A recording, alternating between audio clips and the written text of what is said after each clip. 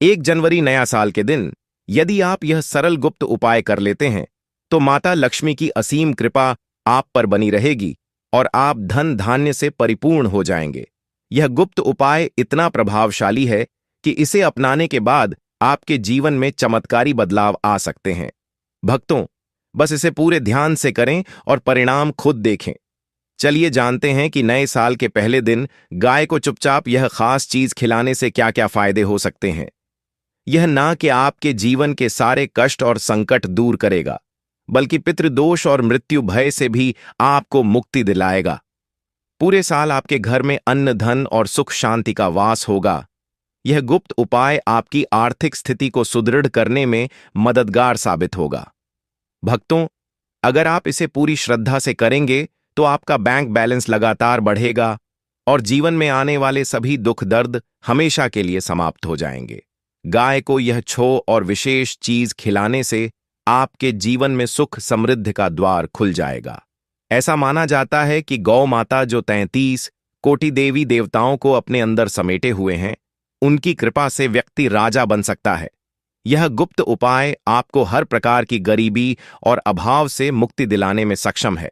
जो लोग यह गुप्त उपाय अपनाते हैं, उनके घर में अन्न, वस्त्र और धन की कभी कमी नहीं होती। गरीबी हमेशा के लिए उनके जीवन से समाप्त हो जाती है। तो भक्तों, नए साल के पहले दिन इस गुप्त उपाय को अवश्य करें। यह आपके जीवन से संकट और दुख को दूर करेगा और माता लक्ष्मी की कृपा आपके ऊपर हमेशा बनी रहेगी। यदि अभी तक आपने जय गौ माता या जय माता लक्ष्मी नहीं लिखा है तो इसे तुरंत लिख दें। इस वीडियो को पूरा देखें, क्योंकि इसमें बताए गए गुप्त उपाय आपके और आपके परिवार के जीवन में अपार खुशियां और समृद्धि लेकर आएंगे। भक्तों, वीडियो को बिना रुके देखें, क्योंकि हर जानकारी आपके जीवन को बेहतर बनाने में मददगार साबित होगी। दोस्तों, कमेंट बॉक्स में जय माता लक्ष्मी की जय लिखना न भूलें। वीडियो अच्छी लगे तो एक लाइक अवश्य भक्तों, करें। नया साल तो हर साल आता है, लेकिन ऐसा दिन और ऐसा मौका पूरे 500 सालों के बाद ऐसा दुर्लभ योग बन रहा है। अगर आप इस शुभ अवसर का लाभ उठाना चाहते हैं तो इस वीडियो को पूरा देख कर जानें। यह आपके जीवन में 7 पी तक समृद्धि और खुशहाली लाने वाला है। भक्तों, वीडियो शुरू करने से पहले आपसे निवेदन है कि इसे लाइक करें और कमेंट बॉक्स में सच्चे दिल से जय गौ माता जरूर लिखें। गौ माता की कृपा सदैव आपके और आपके परिवार पर बनी रहे।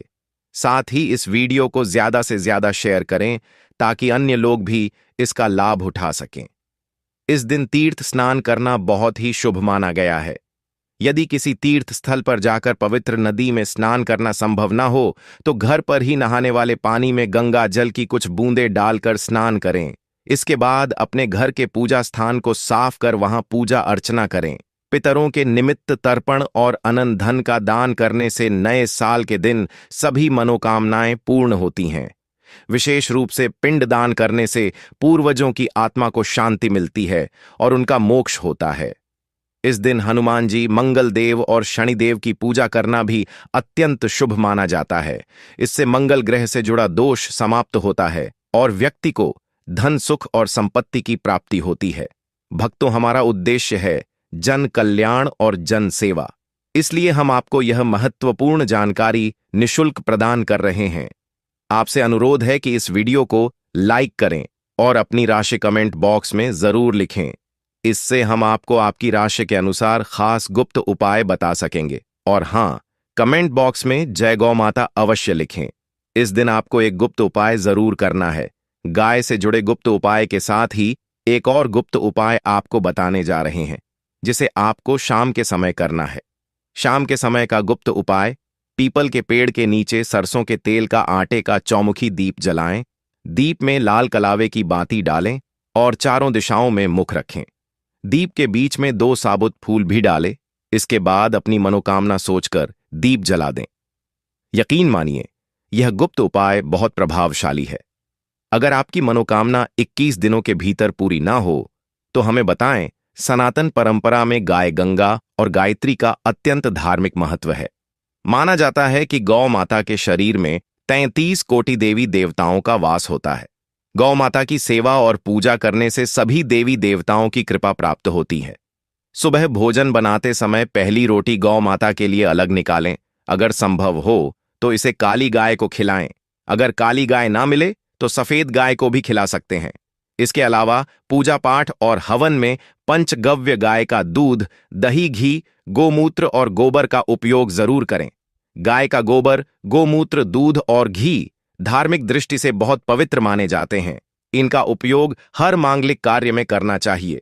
जिस घर में गाय होती है वहां के सभी वास्तु दोष समाप्त हो जाते हैं। गौशाला जाने का नियम बनाएं। परिवार के साथ सप्ताह या महीने में एक बार गौशाला अवश्य जाएं। वहां गायों को हरा चारा खिलाएं। इससे आपको शुभ फल प्राप्त होंगे और 9 ग्रह शांत होंगे। गौ माता की सेवा और पूजा से न केवल धन संपत्ति में वृद्धि होती है बल्कि दुख, दर्द और संकट भी समाप्त हो जाते हैं। यह गुप्त उपाय आपके जीवन में सुख समृद्धि लाने वाले हैं। गर्मियों में गौ माता को पानी पिलाएं और सर्दियों में उन्हें गुड़ जरूर खिलाएं। ध्यान रखें कि गर्मियों में गाय को गुड़ न खिलाएं। गौ माता जो अपने शरीर में अनेक देवी देवताओं को धारण करती हैं, उनके साथ जुड़े कई शुभ और अशुभ संकेत होते हैं। यदि गाय का दूध दोहन करते समय दूध गिर जाए या बिखर जाए तो यह अपशगुन माना जाता है। लेकिन यदि यात्रा पर निकलते समय गाय अपने बछड़े को दूध पिलाती हुई सामने जाए तो यह शुभ संकेत है और आपकी यात्रा सफल मानी जाती है। यात्रा पर जाते समय गाय की बाईं ओर से आवाज आना और रात्रि में गाय की हुंकार सुनाई देना भी शुभ होता है। गाय से जुड़े कुछ विशेष नियम और सावधानियां भी शास्त्रों में बताई गई हैं। भूलकर भी गाय के साथ गलत व्यवहार ना करें, अन्यथा घोर पाप का भागी बनना पड़ता है। आजकल गाय को राष्ट्रीय पशु बनाए जाने और उनके अधिकारों की बात हो रही है, लेकिन कई लोग गायों के साथ बुरा व्यवहार करते हैं। गायों को भरपेट चारा तक नहीं दिया जाता। जब तक गाय दूध देती है तब तक उसकी सेवा होती है और जैसे ही दूध देना बंद करती है उसे सड़कों पर भटकने के लिए छोड़ दिया जाता है। यह गाय कभी वाहनों से टकरा जाती है तो कभी बीमार होकर दम तोड़ देती है। शास्त्रों में कहा गया है कि गाय को माता का दर्जा दिया गया है। गाय को मारना या पीटना घोर पाप है। ऐसा करने वाले को नरक में कष्ट भोगने पड़ते हैं और अगले जन्म में पशु योनि मिलती है। एक कथा के अनुसार गौतम मुनि ने गलती से गाय को डंडा मार दिया, जिससे गाय की मृत्यु हो गई। इस पाप से मुक्ति पाने के लिए उन्हें वर्षों तक कठोर तपस्या करनी पड़ी। इसी प्रकार भगवान श्री कृष्ण ने बैल स्वरूप में आए वृद्ध आश्रम का वध कर दिया था। इससे मुक्ति के लिए उन्होंने सभी तीर्थों को एक कुंड में बुलाकर उसमें स्नान किया, तब जाकर वह पाप मुक्त हुए। पुराणों में यह भी कहा गया है कि पानी पी रही गाय को भगाने वाले व्यक्ति को नरक में कष्ट भोगने पड़ते हैं। गाय को सम्मान और सेवा देना न केवल पुण्य का कार्य है बल्कि इसे हमारे जीवन का हिस्सा बनाना चाहिए। जो लोग गाय के लिए प्याऊ बनवाते हैं और उनके लिए चारा और पानी की व्यवस्था करते हैं, वे महाभाग्यशाली माने जाते हैं। ऐसे लोग अपने पापों से मुक्त होकर स्वर्ग को प्राप्त करते हैं और अगले जन्म में सुखी और संपन्न जीवन जीते हैं। गाय आराम कर रही हो तो उसे कभी कष्ट देकर या डंडा मारकर उठाना नहीं चाहिए। ऐसा माना जाता है कि गाय जहां बैठती है वहां से नकारात्मक ऊर्जा खत्म हो जाती है। जो लोग उस स्थान को साफ रखते हैं वे अपने जाने अनजाने किए गए पापों से मुक्त होकर गोलोक में स्थान पाते हैं। गाय को जबरदस्ती उठाने के लिए पानी डालना या डंडा मारना पाप माना गया है। ऐसा करने वाले को अगले जन्म में कष्ट भोगने पड़ते हैं और दर दर भटकना पड़ता है। शास्त्रों में यह भी बताया गया है कि गाय का दूध सबसे पहले उसके बछड़े के लिए होता है। बछड़े से बचा हुआ दूध ही मनुष्य को ग्रहण करना चाहिए, लेकिन कुछ लोग पूरा दूध निकाल लेते हैं और बछड़े के लिए कुछ नहीं छोड़ते। यह घोर पाप है। ऐसे दूध को निकालने और ग्रहण करने वाले दोनों पाप के भागी बनते हैं। इसके अलावा गोवंश यानी गाय और बैल की पीठ पर बैठना महापाप माना गया है। ऐसा करने वालों को नरक की यातना भोगनी पड़ती है। नंदी, जो स्वयं महादेव की सवारी बने, उन्हें देवतुल्य माना गया है। शास्त्रों में गाय के दान का भी बहुत महत्व बताया गया है, लेकिन ऐसी गाय का दान नहीं करना चाहिए जो बूढ़ी या बीमार हो, कठोपनिषद में नचिकेता की कथा में भी इस संदर्भ का उल्लेख मिलता है। जो लोग दूध देने वाली और बछड़े सहित गाय का दान करते हैं वे महान पुण्य अर्जित कर स्वर्ग में स्थान पाते हैं। सूर्य चंद्र मंगल या शुक्र की युति यदि राहु के साथ हो तो पितृदोष उत्पन्न होता है। सूर्य का संबंध पिता से और मंगल का संबंध रक्त से होता है। यदि सूर्य शनि राहु या केतु के साथ हो या मंगल राहु केतु के साथ युति में हो तो यह पितृदोष कहलाता है। इस दोष से जीवन में संघर्ष और परेशानियां बढ़ जाती हैं। यदि पितृदोष हो तो गाय को प्रतिदिन या किसी भी एकादशी, पूर्णिमा, अमावस्या या किसी खास दिन रोटी, गुड़ और चारा खिलाने से पितृदोष दूर हो सकता है। देसी गाय की पीठ पर जो कुदरती बाण का चिन्ह होता है वह बृहस्पति गुरु का प्रतीक है। यदि जन्म कुंडली में बृहस्पति नीच राशि मकर में हो या अशुभ स्थिति में हो तो इस गुप्त उपाय को करना विशेष लाभकारी माना गया है। अगर यात्रा के दौरान आपके सामने गाय दिखाई दे तो यह शुभ संकेत है। खास तौर पर यदि गाय अपने बछड़े को दूध पिलाती हुई दिखे तो समझ लें कि आपकी यात्रा सफल और फलदायी होगी।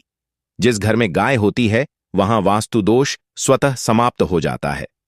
गाय को खिलाने के लिए हमेशा ताजी रोटी ही बनाएं। यदि रोटी बनाकर तुरंत नहीं दी गई और उसे अगले दिन खिलाया गया तो वह रोटी बासी मानी जाएगी। गाय को बासी रोटी खिलाने से घर में नकारात्मक ऊर्जा का वास होता है और आपके काम में रुकावटें आने लगती हैं। इसलिए हर दिन ताजी रोटी बनाकर गाय को खिलाएं। साथ ही सड़ी गली चीजें जैसे खराब फल या सब्जियां गाय को कभी ना खिलाएं। ऐसा करने से आप पुण्य कमाने की बजाय पाप के भागी बन जाते हैं। गाय को केवल साफ और ताजा भोजन ही दें। आप कभी भी सड़ी गली चीजें गाय को न खिलाएं। इसके बजाय आटे के 11 लोए बनाकर उन पर हल्दी लगाएं और फिर गाय को खिलाएं।